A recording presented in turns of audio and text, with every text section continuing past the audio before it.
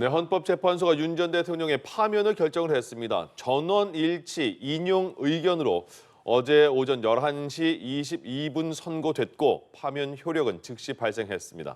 탄핵 심판 선고의 의미와 앞으로 남은 법적 쟁점은 무엇인지 김한규 변호사와 알아보겠습니다. 네, 어서 오십시오. 어서 오십시오. 안녕하세요. 예, 8대0 재판관 전원 일치의 선고가 나왔습니다. 배경이 뭘까요? 네, 사실은 뭐 대다수 법률가들 같은 경우에는 이번 이제 윤석열 대통령의 이제 비상계엄 선포 행위가 예. 헌법과 법률을 이제 중대하게 위반했다고 다들 생각하고 있고요. 네. 다만 이제 적법 요건으로서 좀 논란이 몇 번 된 적이 있었죠. 뭐 소추 의결서에는 뭐 내란죄가 있었는데 뭐 막상 탄핵 심판 청구할 때 빠졌다. 이런 예. 어떤 적법 요건에서는 논란이 돼서 이게 좀 각하될 수도 있는 거 아니냐 이런 논란이 있었지만은 그 헌법과 법률을 위반한 건 명백했다. 그래서 일부 어떤 적법 요건에서 내부에서 이견이 있는 거 아니냐. 왜냐하면 굉장히 장기간 됐으니까. 그렇죠.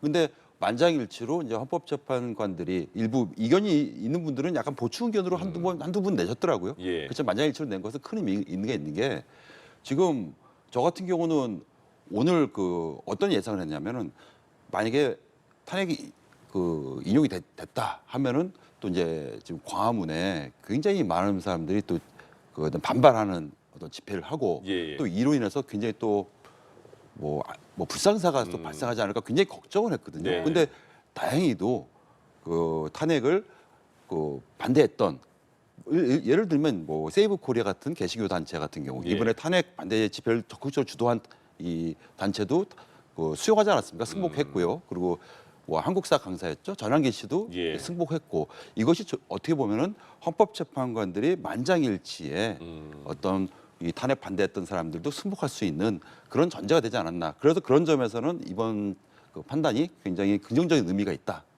그 생각합니다. 예. 네. 그런가 하면 지금 사건 접수 111일 만에 결정이 내려졌습니다. 역대 대통령 탄핵 선고 가운데 최장 심리를 기록을 세운 가운데 오늘 선고가 늦었던 가장 큰 이유가 어디에 있을 거라고 생각하십니까? 사실 노무현 전 대통령이라든가 박근혜 전 대통령 같은 경우는 뭐 한 재판이 이제 종결되고 한 2주일 이내에 금방 선고했습니다. 근데 예. 이번에는 무려 38일이나 걸렸어요. 네. 근데 사실 그 이전과 예를 들면 박근혜 전 대통령과 비교를 하더라도 똑같이 이제 파면이라는 결정은 났지만은 예. 윤석열 대통령은 현직 대통령 신분에서 구속이 됐습니다. 박근혜 대통령 때는 그런 일이 벌어지지 않았죠. 네. 구속이 됐는데 그 과정에서 이제 수사를 담당했던 공수처 수사가 이게 적법하냐 논란이 있었고 또 법원에서는 또 이례적으로 구속 취소를 했고 그래서 어떻게 보면은 이런 과정에서 사실은 탄핵을 반대했던 그 시민들 입장에서는 야 지금 윤 대통령에 대해서 굉장히 불법적인 어떻게 보면은 뭐 음모론적으로 좀 뭐 핍박을 주는 것 아니냐 이런 논란들이 좀 있었거든요. 예. 사실은 그런 것보다는 어떻게 보면 아까 말씀드렸듯이 이런 공수처 수사 문제도 있었지만 더 중요한 것은 이런 적법 요건으로서 아까 말씀드린 어떤 그 왜 내란죄가 빠졌을까 이런 거에 대해서 좀 정리가 된 것 같고요. 그리고 박근혜 전 대통령과 다르게 이제 검찰 피신 조서죠. 이런 전문 증거에 대한 증거 법칙이 바뀌었거든요. 이 부분에 대해서 또 이제 이에 대해서 좀 반발하는 보충 의견도 있었습니다. 이런 좀 차이점으로 인해서 좀 예. 시간이 좀 더 걸린 것 아닌가 이렇게 좀 생각하고 있습니다. 예. 네. 5개 국회 탄핵 소추 사유 5개 중에 5개가 모두 인정이 된 거잖아요. 네. 헌법재판소에서. 예, 그렇게 5개까지 다 인정된 이유는 뭐가 있을까요? 사실은 뭐 계엄 선포 행위라든가 뭐 포고령이라든가 국회에 대한 군경 투입 이런 것만 지켜보더라도 네. 일단은 계엄 선포라는 것은 헌법과 계엄법에 명백한 요건이 있습니다. 전시, 사변 이에 준하는 비상 사태에 있어서 예. 뭐 행정 사법 기능이 현저히 곤란한 것이 현실적으로 발생해야 되는데 이것이 과연 발생한 것이냐. 더 나아가서 이런 비상계엄에 대해서는 가장 강력한 견제 수단이 헌법에 명시되어 있거든요. 국회에 계엄 해제 요구권이 있습니다. 예. 그런데 국회에 대해서는 통보도 하지 않고 오히려 국회에 군경이 투입되는 모습이 온 국민이 다 시청하지 않았습니까? 생방송으로. 예. 그래서 일부 국회의원들은 담을 넘어갔고 사실 어떻게 보면 이런 것들이 이번에 대통령의 어떤 비상계엄행위 선포 더 나가서 포고령이라든가 군경계 투입 뭐 선관위 문제도 당연히 있겠고요. 헌법에 그 중대하게 그 위반한 것은 사실은 아까 말씀드렸듯이 명백해 보였고요. 그래서 오늘 헌법재판소에서도 사실 중대하게 명백했다고 표현할 때는 항상 그 전제 요건으로서 대통령이 어떻게 보면 국민의 신임을 배반했다 이런 표현을 쓰거든요. 아, 예. 그 단어가 나온 순간 이거는 이제 파면이 결정됐다 이렇게 이해하고 있습니다. 네. 헌법재판소 그 탄핵 심판 과정에서 그러면 국회 측의 주장은 다 받아들여진 거고 예. 윤 전 대통령 측의 주장은 거의 다 안 받아들여진 걸로 봐도 될까요? 거의 받아들여진 게 없다. 예. 거의 없습니다. 예. 알겠습니다. 예, 더불어서 윤 전 대통령 측은 비상계엄에 대해서 이게 경고성 계엄이었고 대국민 호소용이었다라고 주장을 했는데 헌재가 이걸 믿기 어렵다라고 지적을 했더라고요. 그러니까 헌법재판소에 오늘 그 전원 일치로 이제 결론을 낸 건데요. 사실은 일단은 이제 경고성 계엄 예. 더 나아가서 이제 국민에게 호소하기 위해서 계엄을 했다. 예. 네. 그 하면은 사실은 대국민 기자회견을 하면 됩니다. 예, 대국민 기자회견을 때서 거대 야당이 굉장히 뭐 불필요한 전혀 요건도 갖추지 않는 뭐 탄핵 소추를 남발하고 있고 예. 뭐 예산안에도 협조를 하지 않고 있다. 이런 걸 대국민에게 호소를 해서 어떻게 보면 어떤 국민의 지지로서 정치적 행위로 해결하는 건 충분하거든요. 이 점을 사실 헌법재판소에서 지적했고요. 예. 근데 비상계엄은 아까 말씀드렸듯이 이건 전시사변 비상사태가 있어야 되는 거예요. 사실은 근데 그 당시에는 그런 요건들이 없었고 거기에는 명백히 경고성 계엄이라는 게 아예 계엄법에 없습니다. 예. 근데 경고만 한 게 아니잖아요. 군경이 국회에 투입됐지 않습니까? 네. 그래서 이거는 윤 대통령 측 주장이 전혀 받아들이지 않은 것으로 봅니다.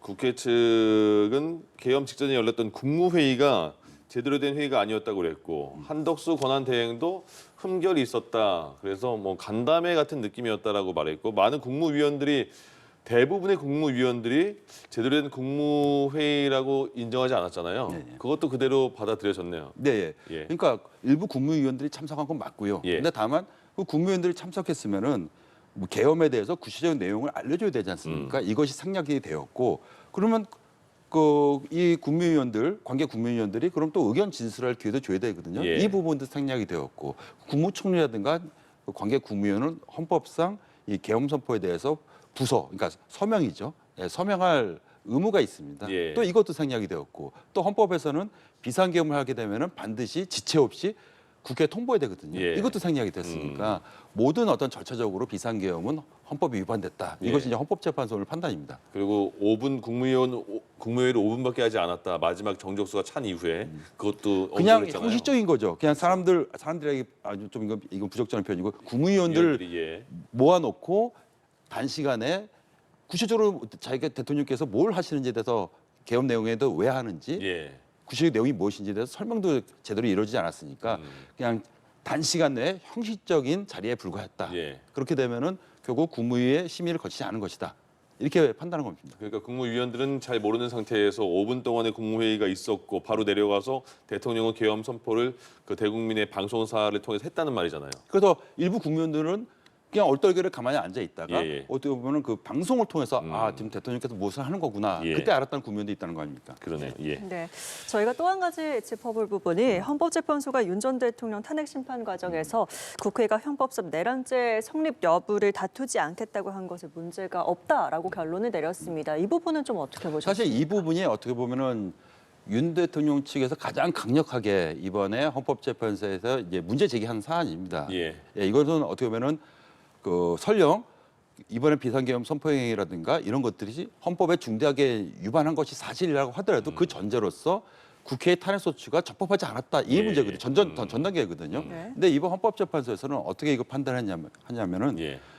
그 소추 의결서에는 분명히 내란이라든가 형법 그 위반 행위가 분명히 포함되어 있는데 다만 탄핵 심판 청구 이후에 이 부분을 헌법 위반으로 포섭한 겁니다. 포섭. 그러면은 전체적으로 기본적인 사실관계, 그러니까 헌법을 위반했다는 기본 사실관계는 동일하고 예. 다만 이제 적용법만 변경한 거다. 적용법을 철회한 거다. 적용법이라는 건 딴 게 아니라 형법상 내란죄를 뺀 거다.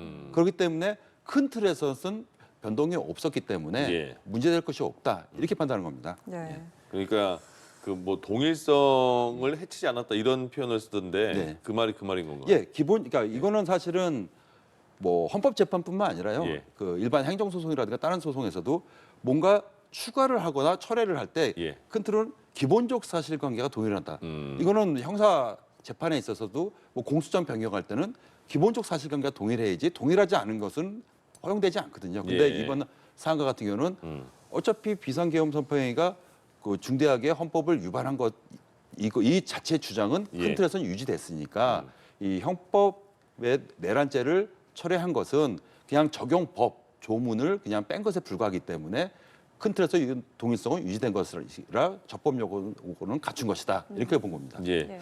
오늘 그 선고 요지를 보니까 헌재가 윤석열 대통령 어떤 부분에서는 국회가 계속해서 이렇게 그 반대하는 모습을 많이 보이니까 그래 힘들 수는 있어 어려울 것이다 이런 부분이 인정한 부분이 있었던 것 같아요. 예, 그러니까 저거죠. 그러니까 대통령이 윤석열 대통령이 사실 이제 전 대통령이죠. 예, 윤석열 예. 전 대통령이 비상계엄 선포 당시 어떻게 보면은 본인이 이거 국민 호소용 계엄이다라고 할 때 그 네. 전제로 한 것이 어떻게 보면 거대 야당이 끊임없는 이제 탄핵 소추, 뭐 예산안에 협조를 하지 않고 예. 이런 부분들을 계속 강조했거든요. 네. 사실은 이 부분에서 살짝 헌법재판소에서 오늘 결정문에서도 지적을 했어요. 예. 대통령으로서 굉장히 힘들었을 거다. 내지는 막중한 책임감을 느꼈을 거다. 그리고 또 한편으로는 야당이 또 그 거대 야당이죠. 또 지적도 했습니다. 예, 예. 그 정부와의 관계에서 관용과 그 어떻게 보면 자제를 전제로 해서 좀 대화와 타협을 했어야 되는 거 아니냐. 이 부분을 지적했는데 사실 이 부분도 예. 어떻게 보면은 오늘 거대 야당 민주당이죠. 민주당이 뭐 마냥 좀 좋아할 일은 아니다라고 좀 살짝 지적한 거다. 왜냐하면 네네. 저는 이 부분은 되게 아프게 들어야 되는 게 아. 이번에 그 탄핵 반대 이제 집회에 나온 많은 국민들 있지 않습니까? 예, 예. 사실 저는 이 국민들이 또 절대 다수가 윤석열 대통령의 이런 비상계엄 선포행위가 너무 잘한 것이다라고 생각하는 국민들도 있겠지만 예, 그분들보다는 비상계엄 선포행위 잘못된 건 맞아. 그런데 거대 야당이 너무 과한 것 아니냐. 아. 이런 국민들도 분명히 있을 거거든요. 예, 예. 이 부분을 지적한 거고요. 어떻게 보면은 거대 야당으로서 어떻게 보면 좀 거대 야당의 대표인 이재명 대표는 저 지지율 1위인 그 유력 대선 후보 아니겠습니까? 요 부분은 좀 이렇게 경청할 가치가 있지 않을까 예. 생각됩니다. 예. 예. 윤 전 대통령이 이제 파면이 되면서 현직 대통령이 갖는 불소추 특권도 이제 없어지게 됩니다. 내란 우두머리 혐의 재판은 이제 계속 진행이 될 텐데 검찰이 추가로 직권 남용죄로 추가 기소를 할 거라는 전망도 나오는데요. 이거 어떻게 전망하실까요? 이건 너무 당연히 전제돼 있습니다. 전제돼 있고요. 왜냐하면 사실은 직권 남용죄뿐만 아니라 지금 이제 명태균 씨죠. 이제 총선 개입 의혹도 명태균 씨가 이제 관련돼서 수사에서 지금 그 당시 윤석열 대통령 또는 김건희 여사가 그 총선 개입 의혹도 지금 불거진 상황이고 더 나아가서 이제 김건희 여사에 대한 주가 조작 그 논란은 계속 서울 고등검찰청이 이거에 대해서 다시 들여다보고 있거든요. 네. 어떻게 보면 검찰에서도 뭐 이거에 대해서 철저히 규명할 필요도 있다 생각 드는 게 사실은 많은 또 국민들이 이 부분에 대해서 의혹을 가지고 있는 건 사실이거든요. 그러니까 죄가 있으면 있는 대로 또 없으면 없는 대로 좀 명백하게 밝힐 의무가 있다. 검찰에게는 그렇게 예. 봅니다. 예. 이제 많은 분들이 보도를 통해서 아시겠지만 60일 이내 대선이 치러져야 되는 거잖아요. 그러면 다음 주쯤에 한덕수 권한대행이 날짜를 뭐 말할 것이다 이런 예측이 나오고 있는데 조기 대선은 어떤 점을 고려해서 날짜를 정해야 되는 거예요? 저는 저보 제 생각뿐만 아니라 아마 예. 지금 좀 국무총리께서 또는 이제 선관위에서도 가장 고심하는 것은 지금 60일 아닙니까? 네네. 60일. 그러면 6월 4일이 데드라인입니다. 예. 그러면은 이것을 그 날짜를 그 임의로 정하는 거에서 가장 중요한 것은 국민의 어떤 투표율을 높아야 된다. 예, 제고시킬 예. 필요한 게 가장 중요한 거고요. 또 많은 그 관심.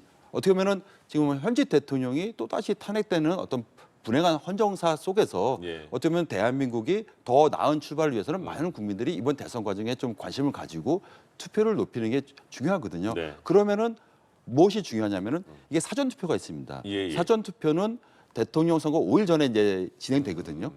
그러면 사전 투표랑 본 투표가 모두 평일에 이루어져야 돼요. 아. 아무래도 토요일 날, 일요일 날 이루어지면은 좀 투표율이 낮아질 수 있거든요. 예. 사실 그거에 대해서 결정적 힌트를 준 것은 지난 그 2017년 그 박근혜 전 대통령께서 탄핵된 이후에 이루어진 선거입니다. 예. 그때 어떻게 진행됐냐면 본 투표는 화요일 날 했고요. 아 그래요? 그 전주에 5일 전이니까 목요일, 금요일 날 사전 투표를 했습니다. 아. 토일을 생략을 한 것이죠. 예, 예. 요거 또는 월요일 날 본 투표를 하거나 아니면 뭐 수목이 되겠죠. 수목으로. 예, 요때 사전 투표하고 결국은 그러니까 월화 중에 그 본투표가 본투표는 일어나야 된다.